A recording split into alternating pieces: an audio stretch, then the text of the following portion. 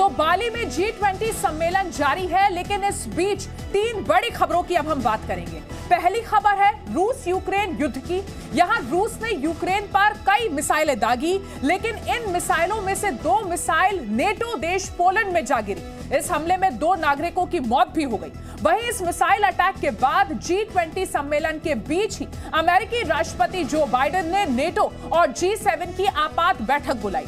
वहीं आज प्रधानमंत्री मोदी मैराथन मुलाकातों के दौर को शुरू करने वाले हैं। कई देशों के राष्ट्र प्रमुखों के साथ प्रधानमंत्री मोदी की द्विपक्षीय वार्ता होगी अब से कुछ देर बाद। तो G20 सम्मेलन के बीच सबसे बड़ी खबर, पोलैंड पर मिसाइल हमले को लेकर बैठक हुई। G7 देशों ने यह बैठक की। तो G20 सम्मेलन के बीच ही ये आपातकालीन बैठक की G7 देशों ने। और इसके बाद अगर आपका क्रेडिट स्कोर कम है तो बैंक लोन छोड़िए, शादी के लिए लड़की भी नहीं मिलेगी। क्रेडिट स्कोर इंप्रूव करना है तो फ्रीडम ऐप को अभी डाउनलोड करो। एक संयुक्त बयान जारी किया गया है। पोलैंड को लेकर समर्थन जताया गया है। मिसाइल हमले की जांच की बात कही गई है। नेटो संघर्ष नहीं बढ़ाना चाहता, ये भी कहा गया है।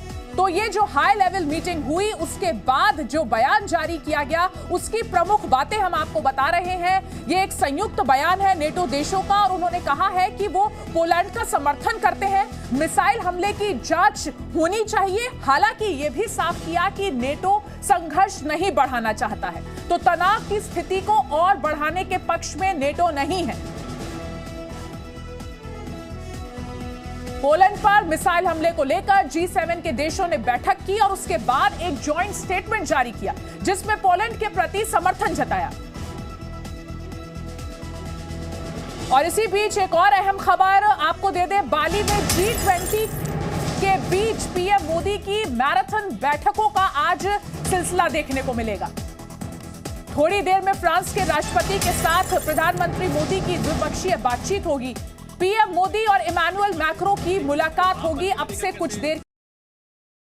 जो G20 सम्मेलन का दूसरा दिन है, इस दिन पर जो प्रधानमंत्री नरेंद्र मोदी का प्रोग्राम है वो इस तरह से है कि वो 8 देशों के प्रमुख नेताओं से मुलाकात करने वाले हैं। अब से कुछ देर के बाद पीएम मोदी और इमैनुअल मैक्रों की मुलाकात होने वाली है।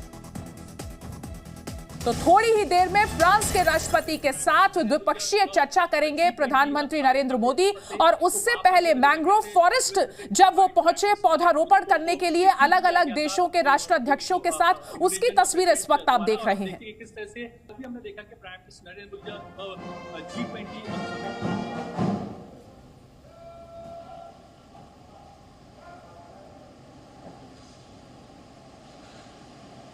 प्रधानमंत्री नरेंद्र मोदी का आज का जो कार्यक्रम है उसमें 8 देशों के प्रमुख नेताओं से उनकी मुलाकात का पूरा प्रोग्राम, पूरा शेड्यूल बनाया गया है, जो अब से कुछ देर के बाद शुरू होने वाली है।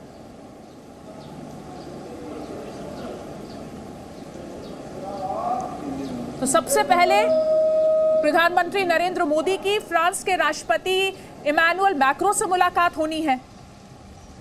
इसके अलावा वो सिंगापुर के प्रधानमंत्री से भी मुलाकात करेंगे। जर्मनी के चांसलर ओलाफ शोल्ज से भी उनकी मुलाकात होगी। इटली के पीएम से भी प्रधानमंत्री नरेंद्र मोदी की मुलाकात शेड्यूल की गई है। दोपहर में ऑस्ट्रेलिया के पीएम एंथनी एल्बनीज से भी उनकी मुलाकात होनी है। साथ ही जो एक बड़ी मुलाकात प्रधानमंत्री नरेंद्र मोदी की आज होनी है, वो है ब्रिटेन के प्रधानमंत्री ऋषि सुनक से मुलाकात।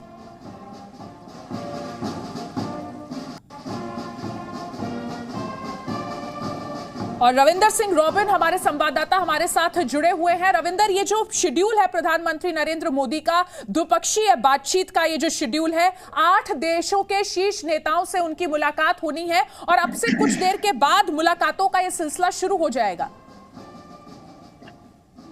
जी हाँ, अभी जो स्केड्यूल बना था उसमें कुछ रद्दोबदल की गई है। जी, जी। सुबह जब ये मैंग्रोव फॉरेस्ट गए थे, उसके बाद प्राइम मिनिस्टर और बाकी राष्ट्राध्यक्ष, उसके बाद बायलैटरल एक सेशन है, उसके बाद बायलैटरल टॉक्स होनी है। लेकिन बायलैटरल टॉक्स 8 देशों की किस तरतीब से होनी है उसमें कुछ चेंजेस आएंगे। अभी उसकी ऑफिशियल जानकारी आनी बाकी है। और उनमें से जिन देशों के साथ होनी है उसमें Indonesia, Spain, France, Singapore, Germany, Italy, Australia और यूके अभी तक लिस्ट में है। लेकिन इसमें जो अभी ऑफिशियल जब जानकारी आएगी तब मैं आपके साथ फिर साझा करूंगा। जी रविंदर, और जिस तरीके से प्रधानमंत्री मोदी का पहले दिन का जो कार्यक्रम था G20 समिट के दौरान, हमने देखा कि उन्होंने पहले सत्र को संबोधित किया, साथ ही रूस यूक्रेन युद्ध को लेकर उन्होंने अपनी बिल्कुल साफ टिप्पणी रखी। यूएन की भूमिका किस तरीके से विफल रही है, अनसक्सेसफुल रही है, इस बारे में भी उन्होंने बात की। तो प्रधानमंत्री मोदी इस G20 समिट के एक बहुत ही अहम ना सिर्फ एक देश के प्रतिनिधि के तौर पर, बल्कि प्रधानमंत्री नरेंद्र मोदी की बातों को बहुत तरजीह दी जा रही है, इंपॉर्टेंस दी जा रही है। देखिए, आप इस बात पे भी गौर फरमाएं कि जो अगली समिट है 18वीं G20 समिट, वो भारत में होने जा रही है। और भारत ने एक जो भारत का जब चेयर मिलेगी उसके बाद भारत को अपनी लीडरशिप क्वालिटी और भारत के पास एक मौका होगा अपनी राइज का, अपनी पावर दिखाने का इस प्लेटफॉर्म के ऊपर से। ये प्लेटफॉर्म दुनिया के बड़े देशों का एक प्लेटफॉर्म है जिसमें सभी को साथ लेके चलने की क्षमता दिखानी होगी। प्रधानमंत्री का जो कल के दो भाषण थे, जो उनके फर्टिलाइजर पे बात की, प्राइस पे बात की, यूक्रेन पे बात की, यूनाइटेड नेशन की डिसफंक्शनल पे बात की, तो एक नेता के गुण दिखाए प्रधानमंत्री ने। लेकिन उनके लिए एक चैलेंज भी रहेगा कि आने वाले समय में, कल जो नेक्स्ट ईयर इस दिसंबर से इनफैक्ट G20 भारत में शुरू हो जाएगी, तो उसमें यूक्रेन और रशिया की कॉन्फ्लिक्ट के दौरान इस दरमियान भारत कैसे इन सब लोगों को इकट्ठा लेके चलेगा, क्योंकि यूक्रेन और रशिया के कॉन्फ्लिक्ट के चलते G20 इस बार भी आर्थिक तौर पे देशों में एक बटी नजर आई। जो पूरी दुनिया में जो देश हैं वो रशिया और यूक्रेन जंग के कारण आपस में बटे हुए नजर आ रहे हैं। तो भारत के लिए एक चैलेंज भी रहेगा कि G20 में जो भारत में होने वाली है किस प्रकार इनको लेके जाएं। ये भारत को अपनी क्षमता और जो गुण वो दिखाने पड़ेंगे। जी रविंदर, आप बने रहिए हमारे साथ। हमारे एक और सहयोगी ब्रह्म प्रकाश भी हमारे साथ जुड़े हैं, उनसे भी बात करेंगे। लेकिन प्रधानमंत्री नरेंद्र मोदी का आज का शेड्यूल क्या है वो हम आपको एक बार बता रहे हैं। इस शेड्यूल में थोड़े चेंजेस जरूर हुए हैं, लेकिन जो एक बेसिक शेड्यूल है वो हम आपके साथ शेयर कर रहे हैं। अब से थोड़ी देर के बाद इमैनुअल मैक्रो, फ्रांस के राष्ट्रपति के साथ उनकी बैठक होनी है। प्रधानमंत्री नरेंद्र मोदी की इस बैठक पर हर किसी की नजर रहेगी। सिंगापुर के पीएम LH लुंग के साथ भी उनकी मुलाकात होनी है, वो भी शेड्यूल में है। जर्मनी के चांसलर ओलाफ स्कोल्स से मुलाकात होनी है प्रधानमंत्री नरेंद्र मोदी की। इटली के पीएम ग्लोरिया मेलोनी के साथ भी बैठक है, और ऑस्ट्रेलिया के पीएम एंथनी अल्बनीज के साथ भी प्रधानमंत्री मोदी की बैठक होगी। और एक और अहम बैठक जो आज के कार्यक्रम का हिस्सा है वो है ब्रिटेन के पीएम ऋषि सुनक के साथ प्रधानमंत्री मोदी की बैठक। तो ये पहली औपचारिक मुलाकात G20 सम्मेलन के दौरान ऋषि सुनक और प्रधानमंत्री मोदी की हुई है, और आज ये बैठक इन दोनों देशों के नेताओं के बीच होनी है, जिस पर हर किसी की नजर रहेगी। और जी मीडिया संवाददाता ब्रह्म प्रकाश हमारे साथ जुड़े हैं। ब्रह्म, हम अपने दर्शकों को बता रहे थे किस तरीके से एक के बाद एक द्विपक्षीय बातचीत प्रधानमंत्री नरेंद्र मोदी करने वाले हैं, और इनमें से जो ब्रिटेन के पीएम ऋषि सुनक के साथ बैठक है प्रधानमंत्री नरेंद्र मोदी की, शेड्यूल में आखिर में उसका आखिर हिस्सा जो है वो ऋषि सुनक के साथ बैठक करने का है, लेकिन ये बहुत अहम मुलाकात होने वाली है।